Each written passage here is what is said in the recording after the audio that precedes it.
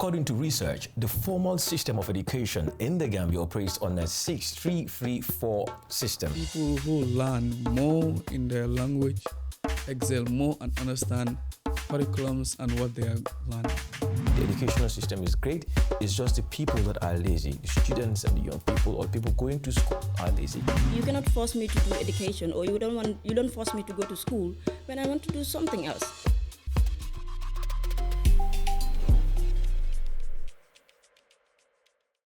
According to research, the formal system of education in the Gambia operates on a 6-3-3-4 system. And that is basic education consists of 6 years of primary school, which is lower basic, and 3 years of upper basic education, totaling to 9 years of uninterrupted education. So typically, Gambian children start school at the age of 7. You're watching The Daily Dose, and I am Andy Spike, and this is Upon Reflection. Today, we're going to be talking about the educational system in the Gambia. With me in the studio, we have a gentleman called Basirou Jaye. And Basirou is the program officer at the National Youth Council. Basirou, you're welcome. Thank you. And the only lady in the house today, too, is Aji Ndumbeh Jobe, and she's a teacher, photographer, and a poet. Lady and gentlemen, welcome to The Daily Dose Upon Reflection. I hope you're ready to reflect. Yes. Let me just throw this thing out there. Tell me about education growing up in the Gambia. I think it's an interesting thing when you talk about education in the Gambia, because Your personal experience when you were growing up in the Gambia, when you were like this and then you're I now... think it was a tough moment for me. Okay. Because I grew up with my grandma, and having to come all of that way, and she was not literate when it comes to education, but when it comes to white collar or education system and all of that, because she's been in the data and all of that, but she was somebody that always inspired us to go to school, and to emphasize on they can have pass exam and all of that and all of that. But I think it's interesting, but growing up and seeing how the education system now, I think it's called for a lot of reform. Yes. But I think it's a good thing to start from that early age. Thank you very much, Aji Ndumbeh. And to you too, tell me about your experience growing up in the Gambia. Right, thank you so much. To me, education is everything I have, because I one time told my mom that education is the bread and butter for me. So because of, I had a different story. So I started schooling at grade 7. So I've not gone to the primary school level. Wait a minute. You started school growing... What? You started school in grade 7? Yeah. You were homeschooled? Yeah, formal education. So I was in the data setup. Okay. Yeah, so I entered grade 7 with no background of English. So, and then it was really tough for me. But actually, it was a challenge because despite the societal, confusion I had from my family, as well people who are around me, all negative thoughts. So saying that I will not make it, but then I was committed to the cause. So surprisingly, to me, people saw it was a miracle, but then I really work hard, even to the extent of if I see a billboard, I would just memorize and then move. Wow. So it was really tough for me. And luckily, first time exam, I beat the whole school. Wow. Yeah, so that's what has continued till I become the head boy of that school. So it continued to senior secondary school. Now, alhamdulillah, I finished my bachelor's degree at the university. So now I'm working at the National Youth Council. To me, education encompasses everything. Even it is beyond the disciplines of subjects, math, science. Education is a different thing. It's a different thing for you. Yeah. Great. So now, you grew up here, you went to school here, you went to tertiary, and now you're done. You're doing some work. You're a teacher, you're a photographer, and you're a poet. How would you rate the educational system in the Gambia now? I knew you were going to laugh, because this is something everyone will have to think twice, I'm on the system, and I think the saddest part is that I will read it at 40, maybe. Oh. Because... If you say 40 over 100? Yeah. Wow. Because what I'm seeing now is that we are comparing some of the people that graduated or finished or started school in the early 90s, and now you see a graduate, you could see the huge gap of what somebody in the past could do and what they are able to do now. Because the education system is set up in such a way that we just graduate to seek for a job. And sometimes I'm asking because some of my mentees or some of my students at school basically want to do something different from just going through from grade 9, then grade 12 and all of that. And now you're wondering what subject are they going to do? What is basically taught at school that will help them to pursue or to basically further that passion that they have. And sometimes you're wondering, is this necessary? Because you have kids or you have children at school that will not basically want to go to school, but they have something different, passion, something they want to pursue, but then they don't have the platform. At that early age, if they're able to groom, if they're able to be taught, or if they're able to be mentored, they will become somebody better. If at the age of 50, they will already have established whatever they want to establish. True. But at the early age, if we're not able to teach young people, specifically maybe if they want to do football, if they want to do creative work, what is that mechanism or those subjects that we can teach them? Because I don't see the need you teaching me about history of France when I want to do vocational training. True. I don't see the need if somebody want to further communication and you're telling me something about visual art. I'm wondering, I'm painting back all of that. So yeah, so, we've heard her take. We have heard from Aji Ndumbeh. What's your take on that, Basirou? Yeah, to me, Gambia has missed the point of the three forms of formal education. That is the academics, the vocational, and then the technical side. So for the case of the Gambia, we were focusing more on academics, like training students to be academician. But there is a huge gap when it comes to what they learn in school and how are they going to apply it. So you tend to ask why there is a notion of, in terms of comparison, everything that we are learning. To me, doing lots of subjects which does not even have meaning, it is very, sorry to say, but it's very useless. And I've realized that there were subjects that we were learning, it has no use. And there were even curriculums that was that we were going through. It's like memorizing and learning things that are not necessary. And to the hurtful part is, instead of teaching that particular child or students things that will be very meaningful to their life, but we're here memorizing things that will only benefit their colonial masters. So, to me, Gambia has missed it a lot comparing to other countries. For us, we learn the theoretical part. We are good at memorizing. You will see someone graduate with master's or like bachelor's degree, but to do a simple thing, it becomes a problem.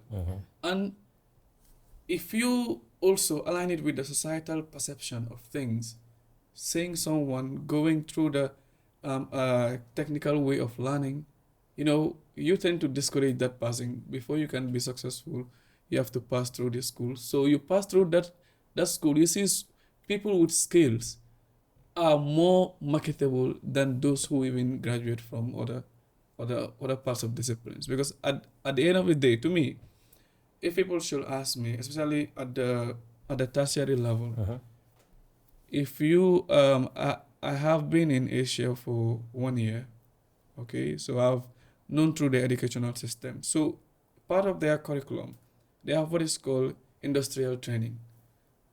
It is part of the curriculum, crafted to be part of your requirements of having a degree. So you go for industrial training 3 months and you'll be rated. So when you go, let's say at the university, during your third year, you go for a placement, okay, anywhere in line with your field.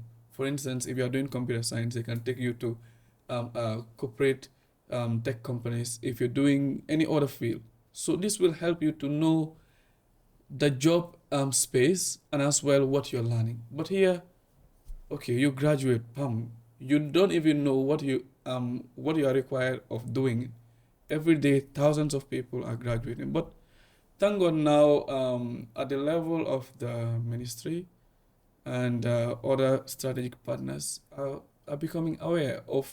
Recently, they have launched the National Youth Service Graduate Program, which will help students, UTG graduate, to go for placement over a period of 1 year. So at the end of the day, they will be, marketable, and then they will understand the job environment. But just graduate without having any placement, it becomes a problem. And again, one thing as well, which science has proven, we are learning in a foreign language which is not our mother tongue. And at times, understanding becomes a problem. You will tend to understand that people who learn more in their language excel more and understand curriculums and what they are learning. Yeah. Well, thank you very much for that, Basirou. Well, personally as well, growing up, as she said, we learned something about no offense to anyone though, the British Empire. You learn something about the Agama lizard. Yeah. We'll have to draw the frog, the head, the thorax, the abdomen, and all of these things. You sit down and then you sit down and you reflect and you think, I really wasted my time. Right. And as he rightly said, well, he's been to Asia, so you're basically aware of certain things that are happening outside the country. And would you suggest that we have a change in our educational system in the Gambia? Because for some people will argue to you and say, you know what, I think our educational system is fine. Because I have spoken to some few people as well, and they're telling me, some will say, of course, it's not too okay, let's reform it. And there are others who strongly believe that the educational system is great. It's just the people that are lazy, the students and the young people or people going to school are lazy. What would you say to that? To me, when in that perspective, the system failed, because so you're saying we have a failed system now? Yes, which is a collective responsibility. It's not only the aspect of the government has a greater role in designing and shaping the educational system, but again as well. It has come back to the societal perception, like I said. Now, coming back to that question, the education system is not good, and I'm aware that the curriculum is being they are designing a new curriculum. Now, to those saying that it is perfect, students are lazy or blah blah blah. Now, look at it. I'm doing a comparison. Okay, go ahead. We have all gone through that. You go to senior school and then you happen to sit the worst. You have some group of students who are studying very hard, right? And now you see a paper is being leaked. So what are you telling me? Then there's no necessity for me to go and study because they have made it easier. Like, this is my individual opinion. If I were the person responsible for the education system of this country, I will get out of WAS because it is not bringing any positive impact to the Gambia. At the end of the day, you study hard, you go, okay, people are failing, and why?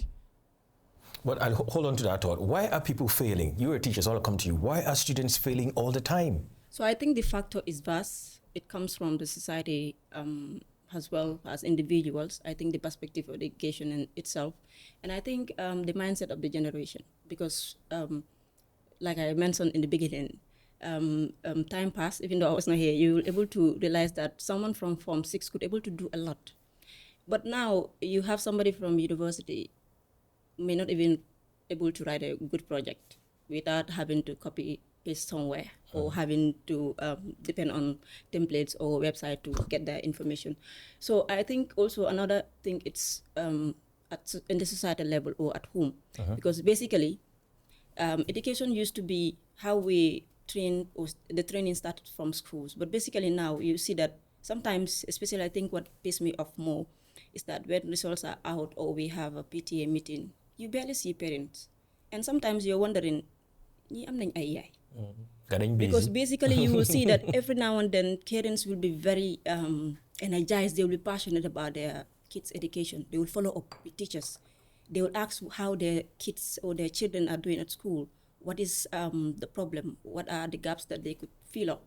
I think that has really faded away. If you go to our school now, we have a pile of report forms that are waiting for parents to come. Guardians to come and sign, yeah. And I think the other level also, like my brother mentioned, we have missed the parity of education, because sometimes you don't even blame the students at all. I have a particular student that was teaching government, I think somewhere 2 years back when I started, just finished from the college. This boy don't want to go to school. Though he was some kind of smart and all of that, but he always dodged from school. And sometimes, because he's been having a lot of issues with the school, coming back and forth, one day I sat him, I said, "Hey, Ali, what do you want to do?" He said, "I want to do football." I said, "Are you kidding me?" I said, "We need to discuss." I called his parent, and we sat on a round table and we discussed, and the mother said, "No, he cannot do football. Football amun jëli. He's not doing football.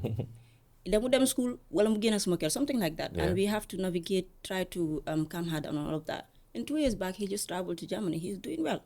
And he's sending back money. Imagine when he was here, they will have just forced him to go to school without him having any impact. In Germany, he's playing football. He's playing football. Okay, great. I think one of his uncle or whatever who took him there and all of Great. that. And he's doing well. So things like that, those are some of the students that you cannot just jump in the conclusion and say they're lazy or they're yapat or they don't want education. They have something. Ask questions. I think we have also missed that priority of asking people what they want to pursue. I think that's the different gap between what we have with other countries, is that we don't talk to our young ones. We don't talk to our kids. Ask them. Ask questions. What do they want to do? Because you cannot force me to do education, or you don't force me to go to school when I want to do something else. If we already have a perspective that so them at school, danga nek a carpenter we lazy si mbeda bi wala si tali bi, nobody will want to do carpentry, because everybody will want to, let me just go to the school. Let me just finish.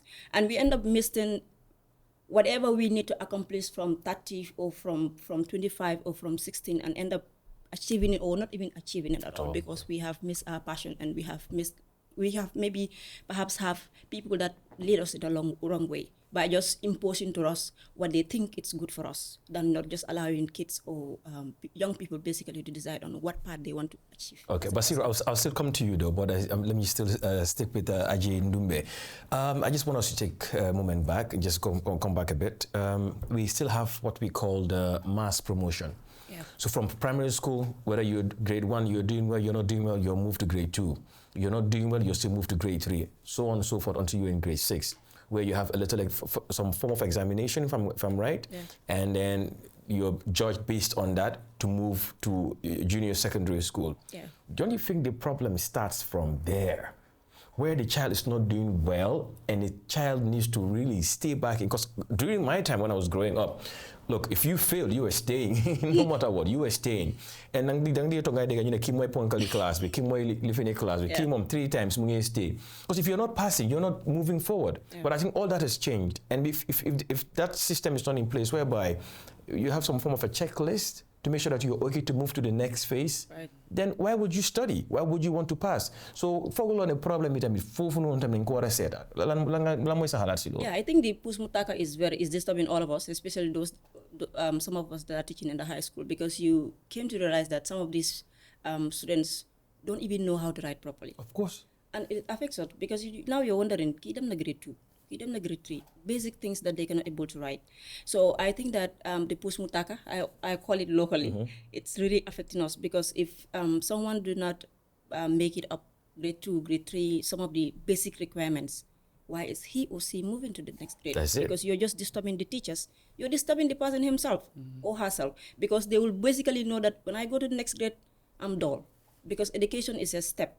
And if you miss 2 or 3 steps and go to 5 or 6, it will be affected. Exactly. Somehow.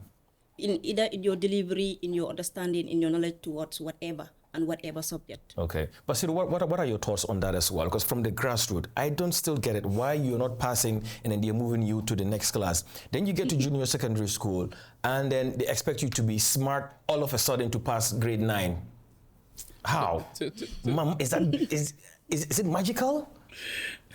It's like building a structure where the foundation is not strong. It's not good. So the whole building will collapse. Yeah. So that's why they'll get to grade 12 and then the results are not good and they blame the kids again. They say, oh, you know, the flip. Why the foundation was not good? Or the teachers. Or the teachers. Yes. Teachers say, school fees. But meanwhile, don't feel grade 1, grade 2, grade 3. Why you go promote? You all want to concern AMB. I mean, let me hear from you, Basirou. That's why I said, the new still things in happening. At times I ask, even Hana Gambia amun halatkat. Because all these things, you will compare halabu judo Gambia, halabu judo Benendika. So you ask la policies you know. Okay. Then jelga pus mutaka. While you come measure with someone who is a completely different environment. Yeah. And as well also soon education is a war environment bunnek. And this current generation, there are lots of distraction. Internet has come, social media, you understand? And again, Tamit, just what Aji Ndumbeh was saying, you don't want to design a curriculum that includes everything. Even carpenter with them, then I'm seeing that Tibet policy is trying to address that. But even with football, we're not talking about exactly. Understand? But just more of a society, we know guy why it system you mo ko portray no. Ne okay, danga is ne halus degree bo pasan ñu ko kañu jobu ko dara. Ay dara bobu is a form of education. Sure. Okay? Mota deka bi amut discipline, institutional ethics amut fi, and luma gëna nahari. Well, sense of patriotism is not in this country. Wow. So the gis ne other countries at a child age, didn't la muna wax about their country, didn't la muna wax so many stuff about their country. But Gambia, not even Gambia, not even Halabi. Magbi, Kunika University, sir. Could just graduate. Wow. Now, about certain things for the Gambia. It's funny, but it may sound funny, but it's really serious. People don't even know the national pledge of the country. People don't know it. People don't even know how to recite the national anthem, much more even to sing it properly. They don't even know the words to it. Right. The coat of arms, the progress, peace, prosperity, people miss it. I mean, sometimes I sit and I wonder and say, wow, kan lañ tooñ ñun fan lañ ñoo dem. But at the end of the day, like you said, maybe systems they need to change the systems. Right. But then how long is it going to take for people to change the system? And again, the other thing, so like Ministry of Basic, okay, gang build. Now that build nga be funeka fine, but then the quality, right? Because society those going to school from the rural area, they walk kilometers to go and attend school in certain regions. Beno school like and again Halabi. Dafa dem talk in a learning environment bi nga xam ne amul sa HS si basang la gade lal talk because ñun always ñun si field bi ñun we round across the countries but da nga dem certain schools sa rango ñi dafa bëgg rot because of you tend to ask why hana like those responsible they're not saying this and again ñoom ñu ngi complain at times ñu ne ñoom du am textbook and we were able to question the educational directorate ñoom lu ñu koy dewa moom moo nekk ne gaa ngi revise the curriculum so duñ mën a supply textbook to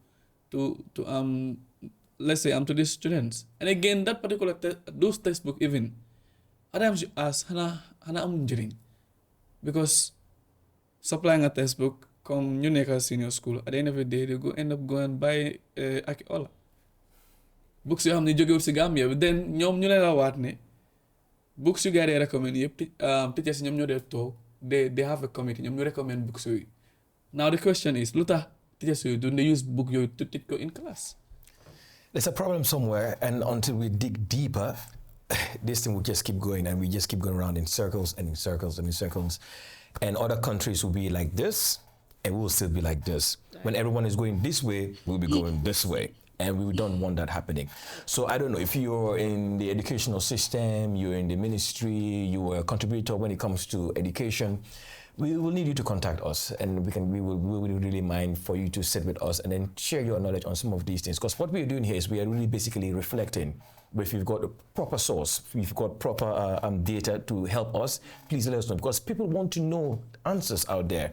Because it's very alarming to know that, because I saw something on television the last time, and I think it was with Korka's Street Talk, and he asked a grade 6 student to spell. So what was the word? A very simple word. The kid could not spell it. He said spell Gambia. The kid couldn't. It says spell president. The kid couldn't spell it.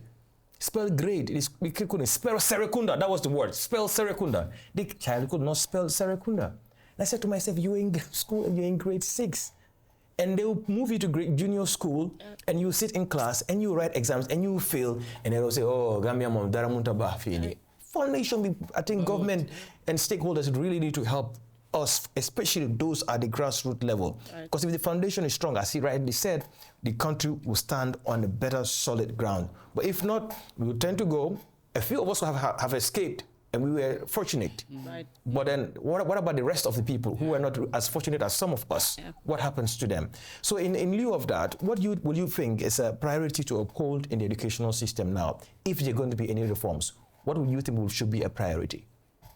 The priority aspect is to change the entire system, because su fekkee ne tamit design nga curriculum amuloo structures, because Gambia ñu lu ne fail to understand. We will have these policies and policy is very good. Well, you mom dañ mën a file but like amuloo structures yi nga xam ne ne it will complement the implementation of those policies. True. I'm not a good policy, yes. The policy said every child should have this and that. But that particular structure, we qualify what the policy is saying. So it becomes a problem. Policy we therefore want to go alongside with the structures. Because halabi, you're going to design a better structure. Halabi, for more talks, amud lampa. You young one, okay, we are in the digital age. Nga dem si school bi amut a well equipped computer lab, electricity sa nekkut fa, so kooku naka la mo mën a jàngi. It's crazy. So we have to be realistic when it comes to taking decisions on behalf of people. Okay, talking about technology, how do you see technology improving our educational system?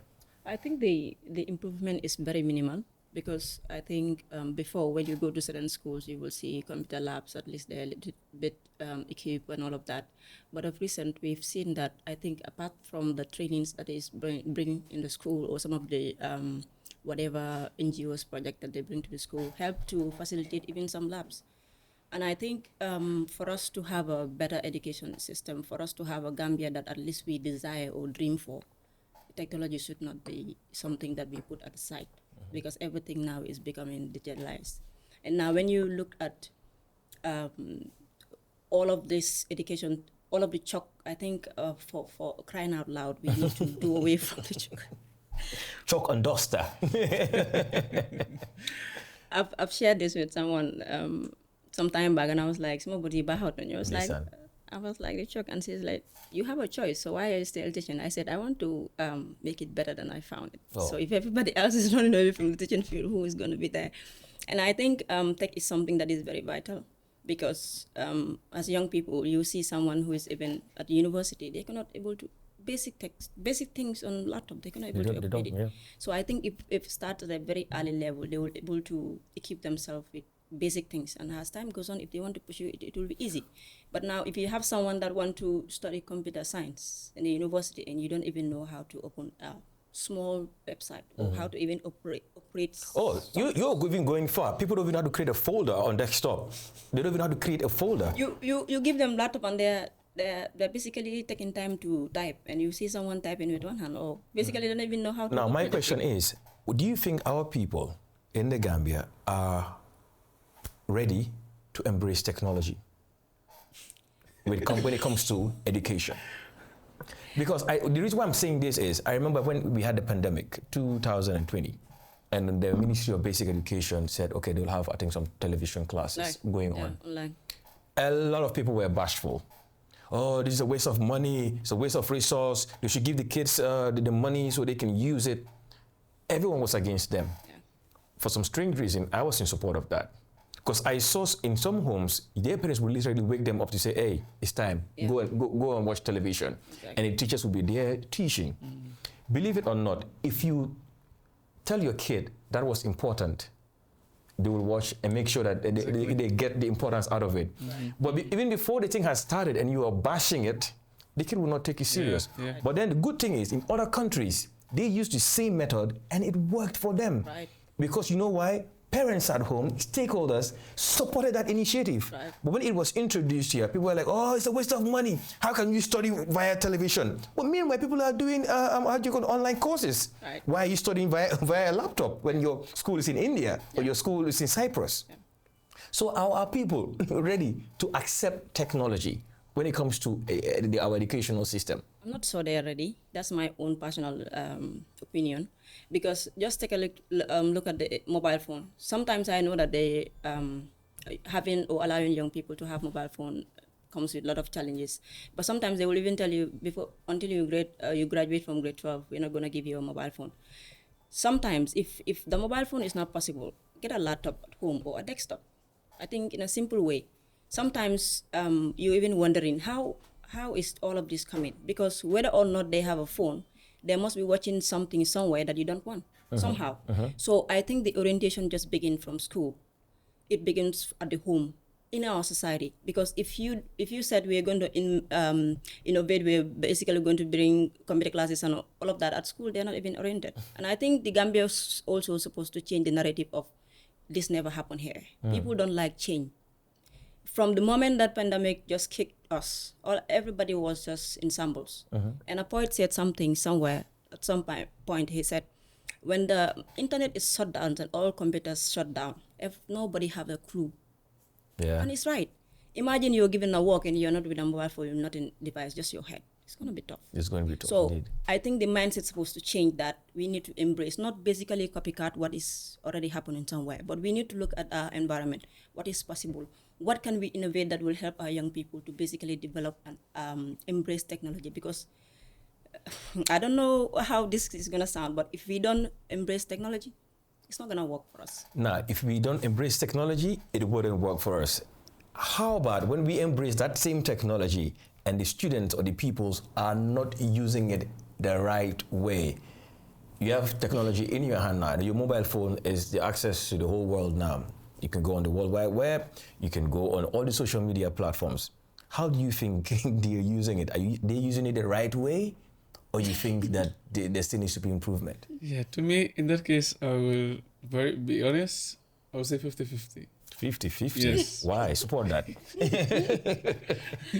Because now the tech industry is booming in the Gambia. There are lots of accelerator lab, lots of I have a background in computer science. Yeah, of course, he has to show us that, you know. Yeah. So in the aspect of the usage of the social media, and I will let you know that Gambia only 17% are on social media. That is about 480,000 people who are on the social media. And if you look at the mobile devices as well, it has even doubled the population of the Gambia, meaning someone or like every person has more than 2 mobile phones. Now, in the aspect of the usage, society has a great role to play. If this country, society is shaping this particular tool to the greater importance of it, then things will go. Now, it has to start. Technology has to be a core subject at the grassroots.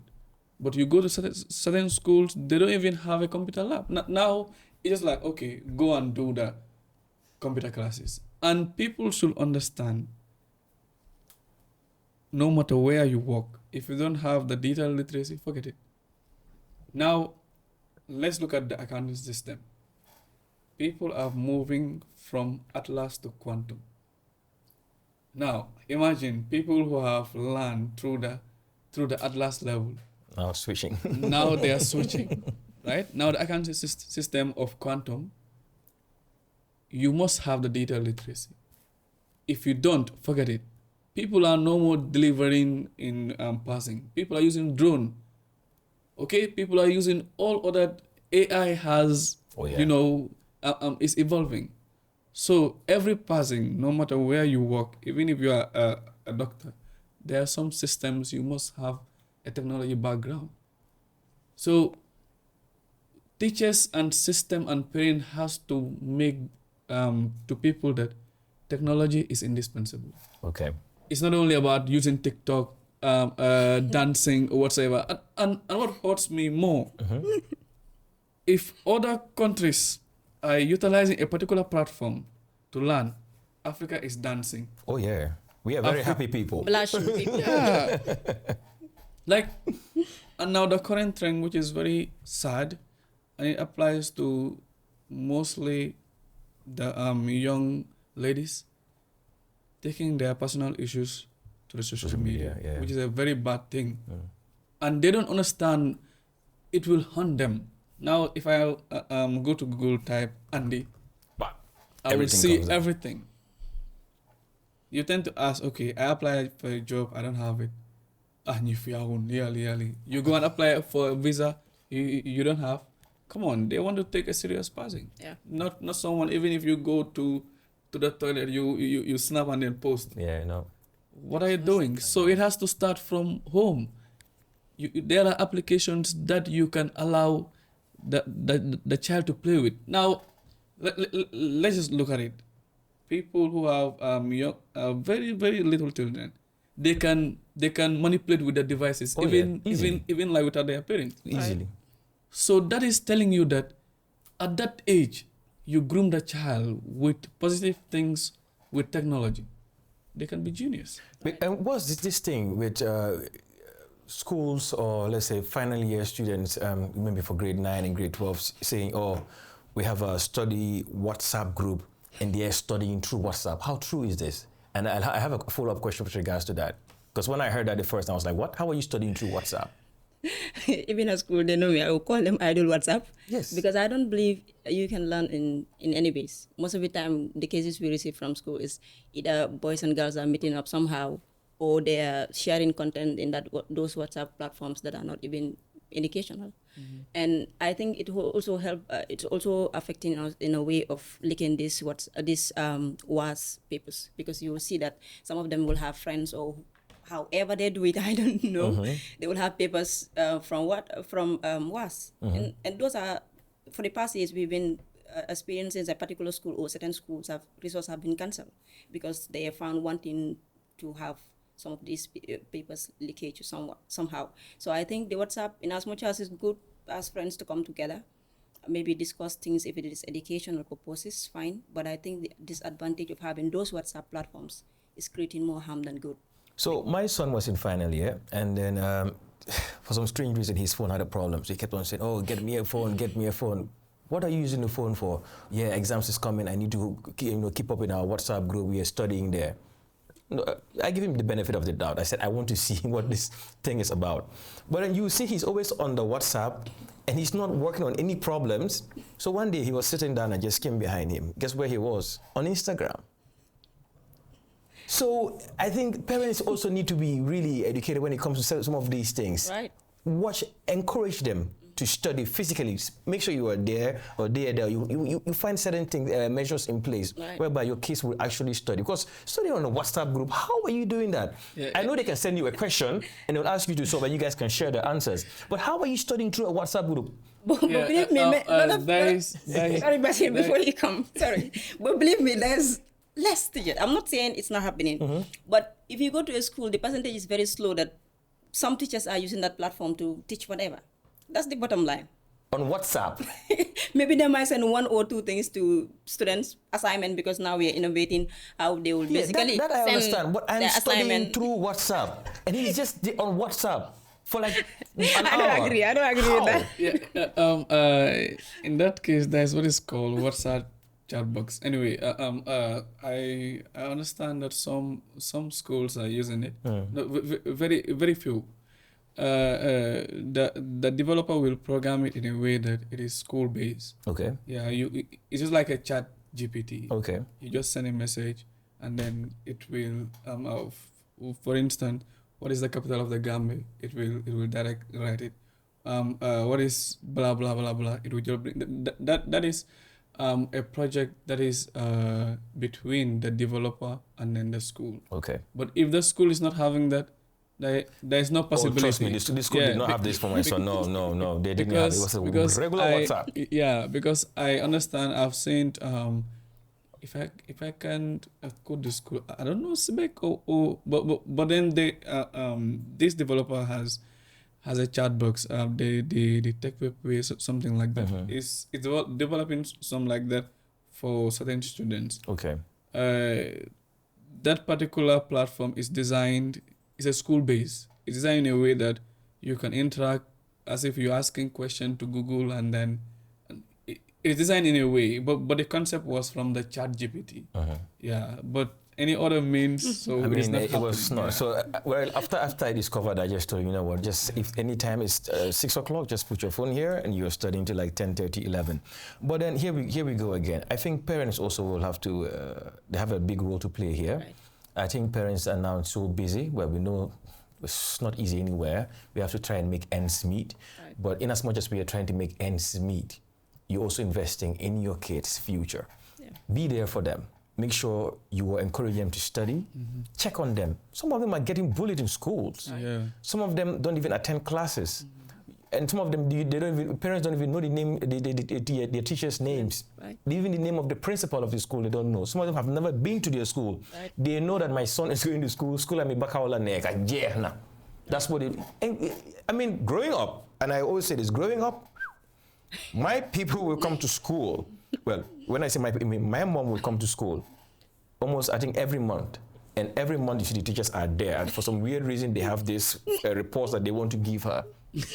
In junior school, I was given a very hot slap in front of my friends because I used to sit in front of the class. So for some weird reason, no, toxic kanam. So boy, toxic kanam.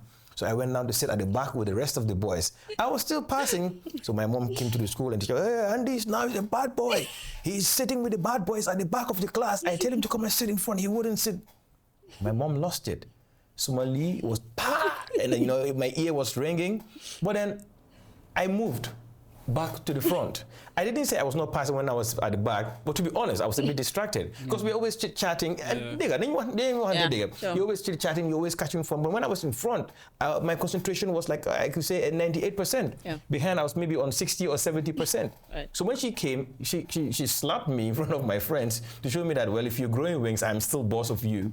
And then what happened? I was in check. I'm not saying parents should abuse their children or maybe slap them, but then occasionally show interest. Yeah. It is a PTA meeting, attend. Right. So you know what your child needs. And to be honest, there are some parents who are doing amazing. I mean, they've not been to school.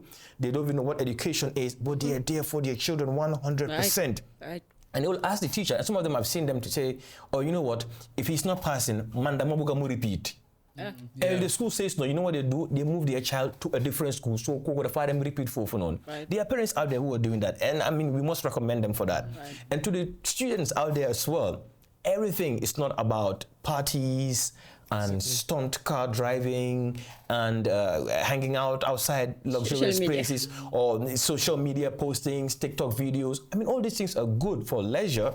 But when it comes to education and you're investing in your education, I think you need to take your education really serious. Right. And life is not all about prom night. Life is not all about prom night. Man, you can have a lot of prom nights after high school if you want to. But then once they get into high school, most of them now, all they're thinking, oh, small prom, lila wara defde, lila wara dajale, lila living small prom. Right. They will never tell you, oh, get me this book, or I need to get me this machine, or follow along any Wi-Fi cable so we can do some research. You know, they're all talking about prom. And don't get me wrong out there. I'm not saying prom is bad. Right. I'm not banning prom, but it shouldn't be your priority. Right. Your studies, your books, your circle that you're keeping, your study friends, those are your priority for now. Prom is just an add-on. And that prom, to me, is to celebrate your success, even though your results are not yet out. But yin senyo minen, ham ngenne, exam bini, nenko pass. So then you go and have fun at the prom. That's what celebrating. Well, you ham ngenne, dega exam bu you know, the almost pass. You know that you're coming out with straight Fs. You know it. But then, I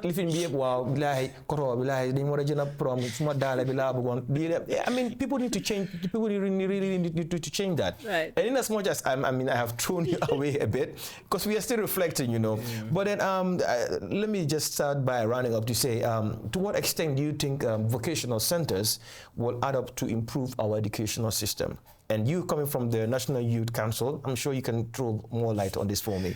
Yeah, vocation skills is the bedrock of every nation. Skill acquisition, because the TVET centers will shape what you learned in the academics.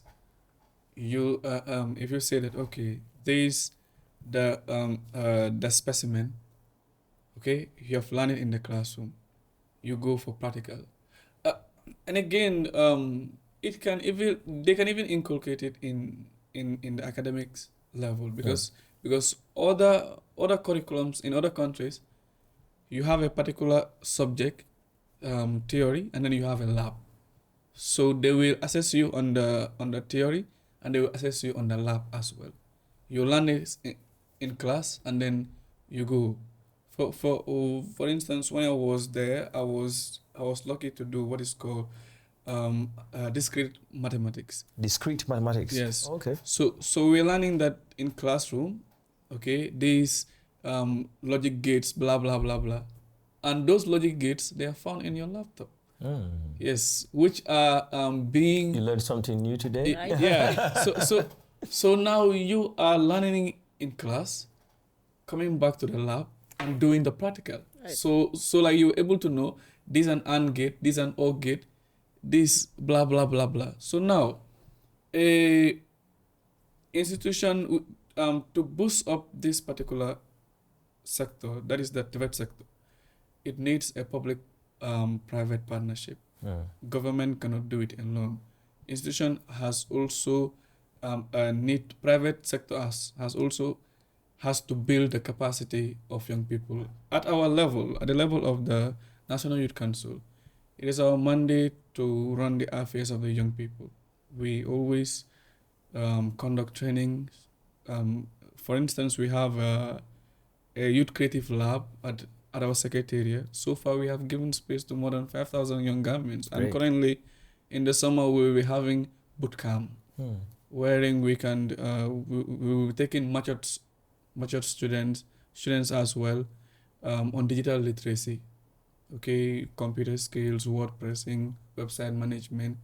So this is what we can do. And then we are partnering, for instance, I've seen Jaye as well, with working with our regional structures to train them on how to make detergents. So these are all skills.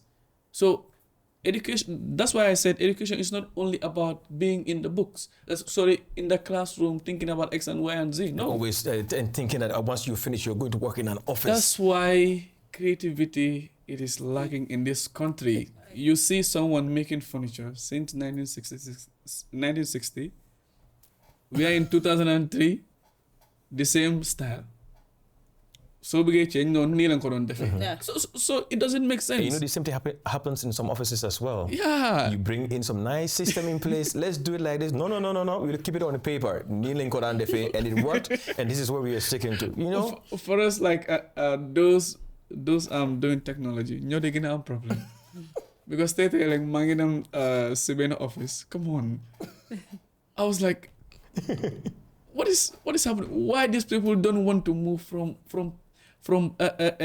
using digital means to, you know, to solve their problems. Yeah. Corruption, Bila. Because if it's digitalized, you'll be able to track. Yeah, if it's on paper. Exactly. Produce another one. So like just to conclude, yeah.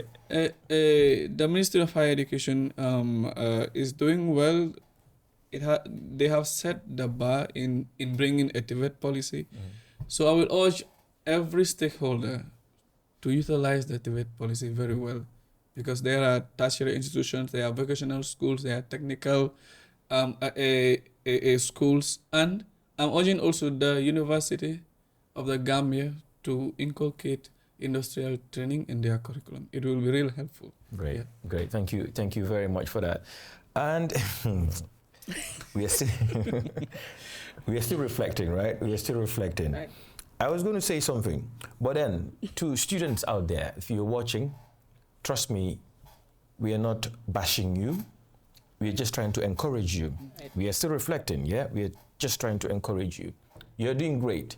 Because in some other parts of the world, people have access to everything. Right. But over here, sometimes we struggle with a lot of things. I mean, sometimes even getting correct internet is a problem. Electricity, as he said, is a problem. Sometimes things that you are doing or your surroundings won't even allow you to study properly. But we know you guys are trying and you're doing your level best. Right. Your goal is to not to give up. Keep pushing out there and know that the future is definitely bright. And you don't necessarily have to work in an office. You can be a carpenter and you make good money. Right. You can be a plumber and you make good money. You can be a nurse, you make good money. You can be a mechanic and you make good money, and you'll be satisfied. Once you love what you're doing and you add and you're persistent and you're consistent, right, it becomes easy for you. Because you're doing it from a place that you love. Right. And you know you're not beating around the bush. You know this is what you want to do. So we want to encourage you all out there to not give up. It's not easy anywhere, and it's not easy here. Yeah. But we know you guys are trying, but we know you can do better. right. You definitely can do better. And before I let you go, let me just ask you this question. As a teacher, what is one of your fond memories that you've had with a student? I think the ability for me to listen to them on what they want to be or what they want to do in future. It's very key, because most of the time you ask questions, what do you want to be? And they're giving big names, big titles. And I think I just want to share this. The mindset at home is supposed to change. That if you are not a lawyer, if you're not a minister, if you're not aspiring to be ministers or president, you will never be successful. Because you ask questions to students, they barely tell you they want to be a carpenter. But if you give them TD work, they're able to construct a very beautiful table. So I'm just encouraging everyone out there to basically not look low upon any job, because it's key. We don't need job seekers. We need innovative people that will provide us with jobs that young people are going to honest. Yeah. Because if the Gambia need to move forward, we not just want to debate on AIDS. What are you doing at your level? What are you innovating? If everybody else is doing photography, what are you doing different from what everybody else is doing? True. And I always want to say that if everybody is doing photo shooting, I said it the other time, and plain backgrounds, I want to do it in the street. I want to make sure that the Gambia is sold out, that if you see those kind of photos, you'll be like, oh, I think that's Africa, somewhere in Africa, something like that.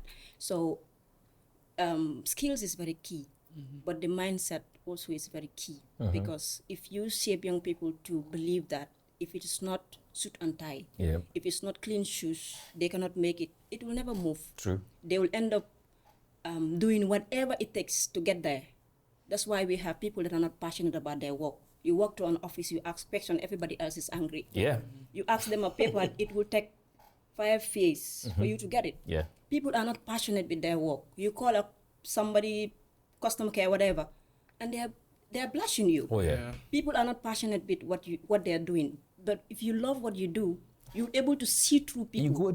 You go to extra mile. You help people. You're comfortable. But if I just have a job because I just want to be here, what will end up happening is Basirou is here. I'm like, okay, Basirou. Because you're like a robot. And if Andy come, I'll be like, oh, okay, Andy, because now I'm just trying to deviate, and I will not be fair to everybody else that comes. It will just be, what am I going to get from Basirou? What am I going to get from Andy? Instead of just you loving it, whoever works in your office, you will be able to deliver and deliver excellent. So creativity is very key. I'll also emphasize on innovation. Don't copycat what everybody else is doing. Somebody is just putting up a media outlet or a media studio. You jump out of the blue without having no idea on how to create or operate a camera. You are like, okay, get in the studio, mantandama ubi. Andy is doing communication. You are like, okay, now I need to get Stanson. I'll get the raw skills. Lo neku talibem do neka serinyam. Yeah. Let's put ourselves to training. It's very necessary. I know that sometimes we have insecurities because sometimes you're working under people and they feel like if they show you the way, you're gonna grow better than them. Sometimes the Gambian have that mindset. But I think that we just explore to help people, and innovation, it's very key for young people. And I think something that is also key, and sorry, we're just rounding up, something that's key is also for parents to listen to their children. Right. Sometimes the children already know what they want to do at a very early stage. How do I know this? I talk to a lot of young people. A lot of young people confide in me, and we get to have this big brother, small brother type of conversations. And you realize someone will tell you, Andy, man, if I want to do carpentry, where small papa over his dead body. Right. But then they want to do something else that will make them happy, and they will earn honest money. Right. But then parents wouldn't want them to go through that. And I think I give myself as a typical example. Finishing high school, what I wanted to do, I wanted to become a Navy officer. Because it's something that I loved. I'm sure people are going to be surprised when they hear this. I wanted to be in the Navy. That was me after high school. But then they said no. Why? Because, if you go at sea, you will die, and the sea will sink. You just be like the Titanic, and you will die. So they discouraged me. After discouraging me, I sat down. I'm like, okay, you know what? I think I'll go into journalism. What? Journalism? No. Journalists, they go and cover war stories, and then sometimes a stray bullet will meet them there. We don't want you to die. Blah blah blah blah. If I tell you this, is very sad. I sat for 10 years after high school before I did something proper. Because I was doing what they wanted me to do. Go and do this course, go and do that course, go and do this course, go and do that course. What they wanted. And I did it for them. What I wanted to do, they didn't. So at some point, I think they realized that, we need to let this guy do what he wanted to do. So imagine, after high school, 10 years after high school was when I went to do something proper. And when I did it, they saw it. They knew I had a natural flair for it, so to catch up was just to get the document to make it legitimate. But then parents, you need to listen to your children. And who knows, if I was in the Navy, right now, I'm in some top rank, Well, you're in a top rank. Wow. Because you're doing well with the communication. You see? So we still need you. You still need me here. What Navy more on that? But then that's it. Parents learn to listen to your children. Guardians listen to your words. Sometimes they also want to just express and communicate to you. It's not all about, yes, your word as a parent or guardian stands, but sometimes listen to them and you can guide them. And when you do that, they come to you easily with anything that comes to them. But once you keep putting up that wall, they tend to run away from you. And if they run away from you, guess where they're getting advice from? From someone else in the streets. Someone who might not know anything about what's going on. And that's where they pick up these bad habits. So we definitely wouldn't want that. Basirou, what's your final words before we let you go? Yeah, thank you so much for having me here. And this was a very interesting reflection, I can say. Yeah. Just what I want to advise to parents, teachers, and everyone. Passion is the thing that drives someone to do whatever. I can take an example of myself. People tend to call me energy drink. Because I hardly get tired because I have passion for what I'm doing. I love serving people. I love serving the young people. So even at night, my wife will tell me, put your phone away. But I can't. I'm like, It's here. yes, I keep checking my mails because one thing I have in mind, I don't want Bugma Amel Ahaken. Yeah. So that is the thing that is driving me. And parents need to listen to their children. And also, every person should have a mentor and should have a role model. True. But Gambia, I think danga gis Aji nga ne ko Aji, small mentor nga. Wow. Andy small mentor nga. Not knowing that you just admire them. Yeah. They are your role models. They're not, they're not your mentors. You just inspired by what they do. Yeah. They are your role models. But some mentor Monica Kula coach, I confide in Andy. Lila Buga def Andy because Andy has an huge experience in that area. Yeah.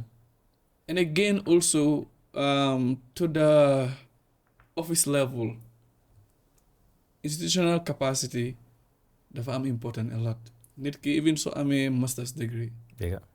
Try and learn. Ñun bu ñu gaay yóbbee training, we thought that we know everything.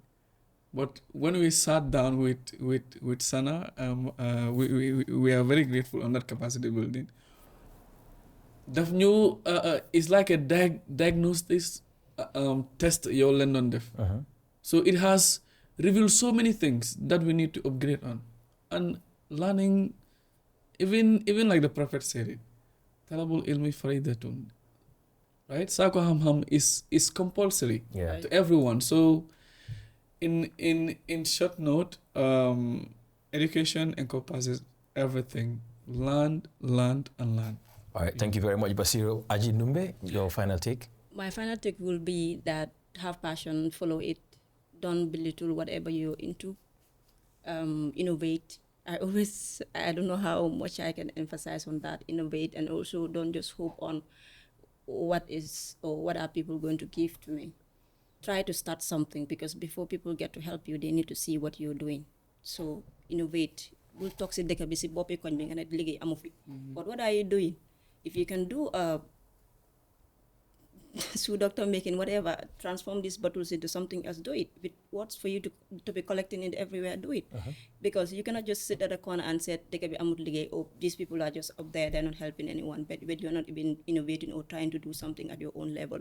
Another thing I think I would say is that learn, because Gambian, we're always very comfortable. If you have one certificate, you are like Master Lafi. Hey, wow. So for grade 12, sir? Parental school. Younger today, I even sometimes share with the teachers at school. It's like the college degree or the university degree is not enough. Find other tools in the media that we can help to equip our students, because if we don't do that, what will happen is we cannot pour into cups that we don't have. If we are having black cups, we can only pour black cups. But if we are having a variety, when these students come to school, we will be able to pour into them. But if we are just looking at all the things that we collected from the university or from the college, that's all we can able to give. So let's explore on other tools. Young people out there, whoever is listening, whatever you want to do, learn. Jangal, don't never learn and say, you must learn. No, there is always something that you need to know. So I think that's what I will end with. Well, thank you very much. All right, people, I had in the studio with me Aji Ndumbeh Jobe. She's a teacher, photographer, and poet.